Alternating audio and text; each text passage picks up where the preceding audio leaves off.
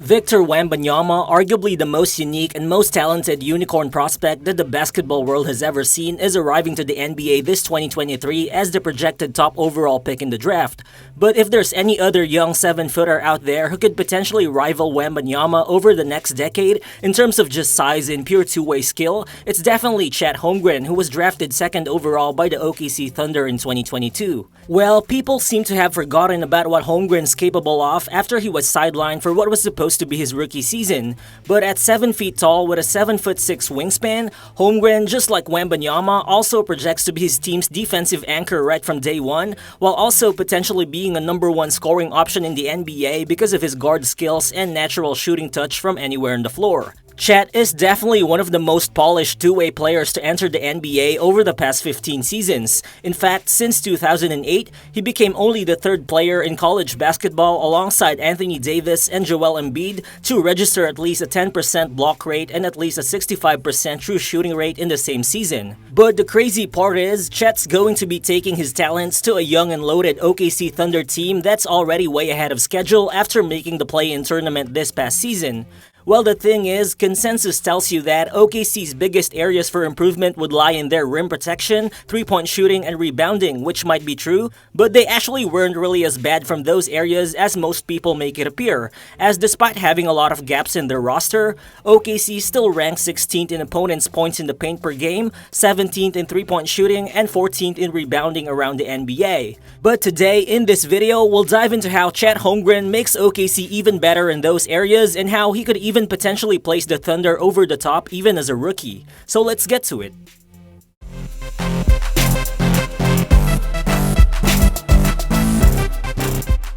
Right from day one, I definitely think it's on the defensive end wherein Chet's impact would be most apparent for OKC. While despite their only legitimate 7-foot presence in Aleksej Pokusevski being out for half the season, the Thunder were still able to hold up in terms of protecting the rim, mostly because of how they run a system which is based on a lot of lengthy and disruptive guys who can switch and play great help side defense in the paint. But now with Chet Holmgren patrolling the middle of the floor for OKC, everything suddenly just becomes way easier for them, as Chet isn't just positionally elite at 7 feet tall, but has also got DPOY level timing and feel, whether as a weak side shot blocker, a drop coverage defender, or even as a switchable big man in the perimeter. In college, Chet had a total of 117 blocks, which ranked as the 4th most in college basketball in 2022. Plus, he also held opponents to just 31% shooting when he guarded them in isolations. Chet is just a rare mix of length, footwork, and mobility, so right away in OKC, I expect him to be able to comfortably guard all types of screen coverages while being able to block shots from anywhere on the floor. Here you see Chet as a drop coverage defender. As Houston transitions into a pick and roll, he gets switched to Jabari Smith, but right as Tari Eason steps into the lane, Chet flips his hip and just completely stifles Eason at the rim with the block. Then in this play, watch how Chet covers ground and reacts quickly. He starts off by patrolling the middle of the floor, but as he sees the ball handler attacking the baseline, all he does is literally jump once to be able to protect the rim. Then again here, Chet acts as a drop defender in the pick and roll. As the ball gets to Taco Fall, Chet immediately uses his hands to disrupt the play before using his long arms to smother the 7'6" big man, forcing the jump ball. Well, sure, the concerns with Chet's light frame can't be any more overstated at this point, as a lot of people are worried that he's gonna get pushed around by huge bodies in the NBA. But watching his film, you can just see that Chet actually battles in the post. When you get into his chest, he'll get back at you with length and toughness. And for sure, he needs to bulk up a little bit, but with the exception of Kenny Lofton backing him down in the Summer League, Chet has never really been pushed around by other big men consistently before. Plus, aside from Nikola Jokic and Joel Embiid, who are pretty much unguardable anyway, are there really any other NBA centers who could effectively move Chet in the post? I think it's just that we shouldn't forget that this guy is a legitimate 7-footer with a 7'6" wingspan, who's displayed time and again that his frame has never really outweighed how he impacts the game with his length and defensive IQ. Also, I think any team who's gonna play against OKC would have far more complicated things to worry about before even getting to Chet, as this OKC team last season actually ranked 4th in steals per game, 7th in deflections per game, and 2nd in points coming off turnovers. And this is because of how OKC's defensive game plan is heavily anchored on the idea of disrupting the flow of their opponent's offense with size, length, and hustle. They already got an elite point of attack defender in Dort, some switchable multi-positional defenders in Jdub, Will, Pokusevski, and Kenrich Williams, as well as some quick-handed guards like Shai, Isaiah Joe, and Aaron Wiggins. But now, adding Chet on the roster just allows everyone to slide down a notch in the team's defensive pecking order, leaving everyone with more room for error as defenders. Overall, OKC had the 12th best defense in the NBA last season, but now with Chet, I'm confident that they could easily be a consistent top 10 defense for the foreseeable future. But moving on, rebounding has been another concern for the Thunder, but I think it's worth noting that before Pokusevski got hurt in mid-December, OKC was actually a top 10 rebounding team. But regardless, they still ended up ranking 14th by the end of the season because of how the team gang rebounded and just put a lot of effort on the glass. But now with Chet coming in, they're also getting a huge upgrade on the boards. Rebounding has always easily been one of the most translatable skills in the NBA, especially for 7-footers, and Chet actually averaged almost 10 rebounds per game in college. Plus, with the types of long shot attempts being taken in today's NBA, with his length, I'd definitely be surprised if Chet didn't at least put up 7 rebounds a game by just standing around the paint.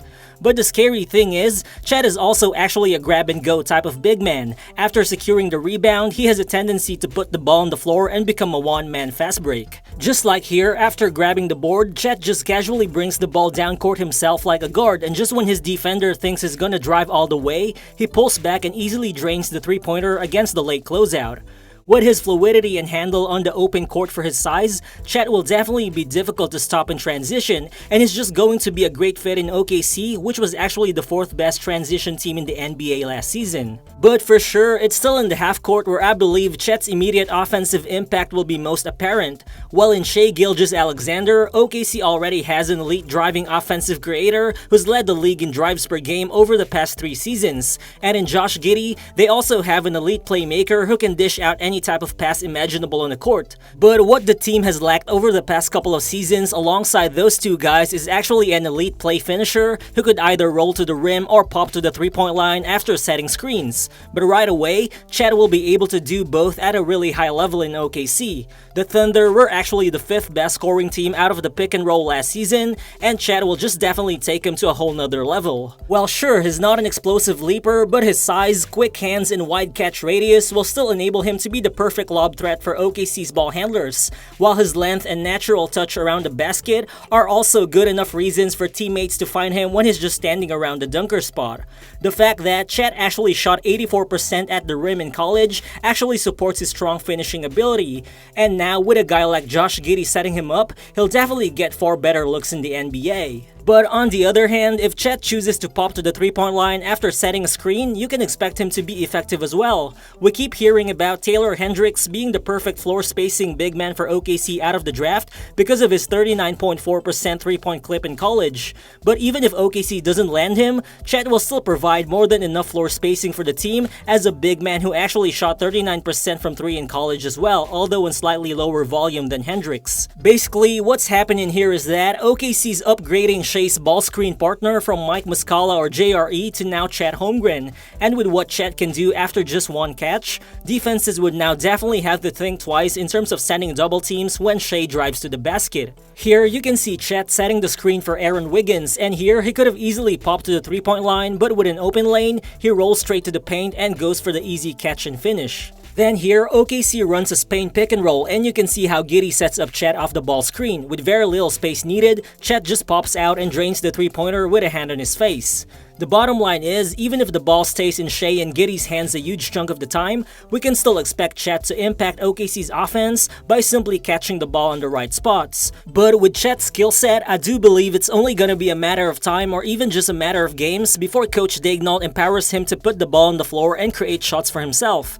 Well, to be fair, Chet doesn't have the quickest first step or the deepest bag, but for a 7-footer, he does have enough juice off the dribble, which complements his size for him to be able to manufacture shots that are basically unguardable. Here, you can see how Chet breaks down his man with just a couple of dribbles before he pivots and creates space as he drains the Dirk Nowitzki-like 16-foot fadeaway jumper. Then here, you can see Giddey setting up Chet in the high post. He's got options here against Jabari Smith, but watch him with a quick jab, the post up, and just how he overwhelms Smith with his size as he rises up for the easy floater. Here, you can see Chet going for the fake dribble handoff, and as he sizes up his man, he jabs to the right before going left for the step back three-pointer. Because of his 3-level scoring ability, Chet will also most certainly be a target for double teams moving forward once he gets the ball, whether from the elbows or from the low block, which should enable him to be a playmaking hub for OKC as well. And while Chet is not a generational passer, he's a solid connector and a quick ball mover who at 7 feet tall can see above defenses while making quick decisions with the ball in his hands. Last season, OKC was the 8th most frequent cutting team in the entire NBA, and with Chet's nature as a willing passer and with his gravity as a shot creator, you can just expect him to generate more open driving lanes for OKC's cutters and more open looks as well for the team's spot-up shooters. Right now, there are just too many reasons to be excited about Chet Holmgren's arrival because there are just too many things he does that could really make OKC elite on both ends of the floor. And if he stays healthy, I believe Chet could be that final piece to the Thunder's road back to NBA championship contention. So thank you guys if you've actually made it this far into the video, and do you believe that Chet Holmgren makes the Thunder instant championship contenders? Feel free to share your thoughts in the comment section below, and again, if you're new to the channel, please consider subscribing as well. Again, this is Real Balls, and I'll see you on the next one. Peace.